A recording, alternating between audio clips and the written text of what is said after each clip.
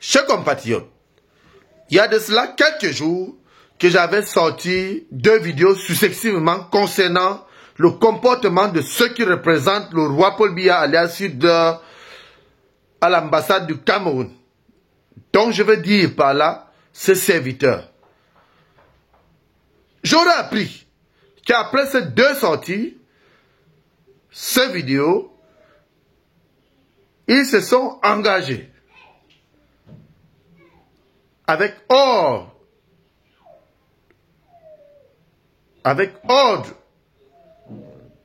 de certains membres de cette partie politique satanique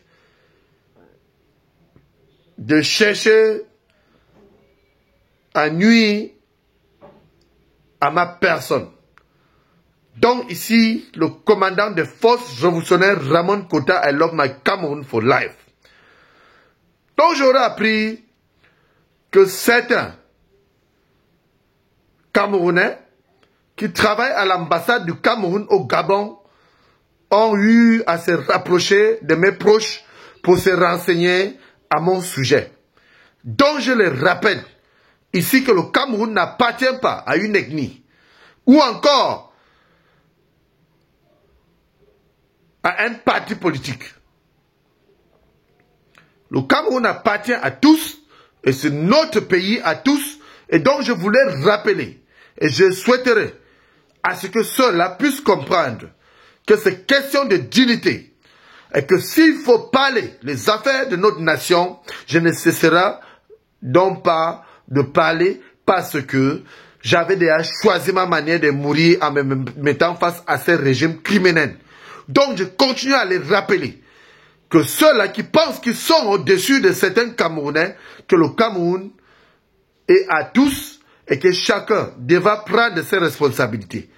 Donc j'interpelle ceux qui sont amatros, ceux qui me poursuivent, ceux qui cherchent à se renseigner sur moi, que celui qui va franchir la ligne rouge aura de mes nouvelles.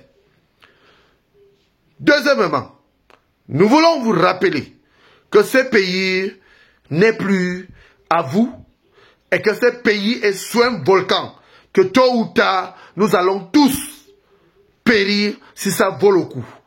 Parce que les Camerounaises et Camerounais qui pensent qu'ils sont au-dessus de certains Camerounais et Camerounaises répondront dans les jours à venir de leurs actes. Parce que personne n'a choisi d'être au Cameroun.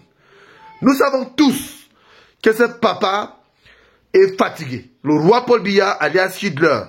Et que ce sont ses serviteurs qui sont là pour manipuler le peuple camerounais.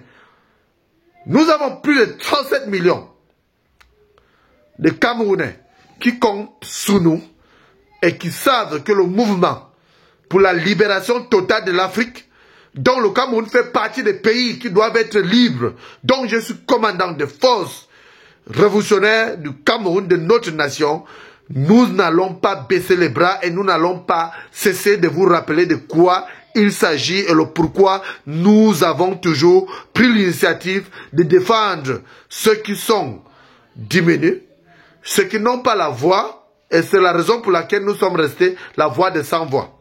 D'autres sont même partis jusqu'à voir mes anciens collègues, dont certains m'ont appelé pour me dire qu'il y a les gens de l'ambassade du Cameroun qui sont allés vers eux pour chercher à savoir, pour chercher à requérir certaines informations me concernant. Donc je les demande de ne plus avoir peur de s'approcher de moi si son garçon de toutes les manières et je les répondrai selon ce qu'ils vont prendre comme décision pour que nous puissions tous périr. Parce que ce pays n'appartient à personne et je n'ai peur de personne lorsqu'il s'agit de notre nation. Je répète, c'est question de dignité. Quand nos institutions sont piétinées, quand le vert jaune est piétiné, quand ceux qui sont censés bien faire des choses ne font pas bien les choses, la Constitution nous autorise de les pointer du doigt d'une manière à l'autre. Donc si un Camerounais pense qu'il est, ou encore une Camerounaise pense qu'elle est au-dessus de la loi, qu'il continue à penser comme ça, parce que 2025, c'est maintenant.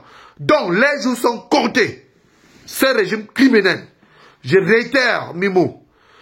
Je n'ai pas choisi d'être au Cameroun.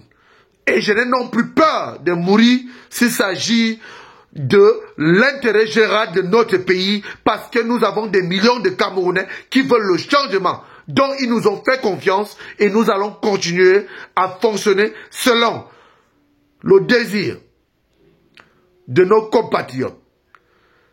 Alors, Camerounaises et Camerounais,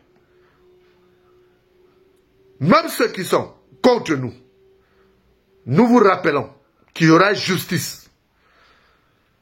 Et que la justice va sévir dans les jours à venir, parce que personne n'est éternel. Et nous savons que ce pays est à tous et que chacun pourra défendre sa partie au moment venu et au moment opportun.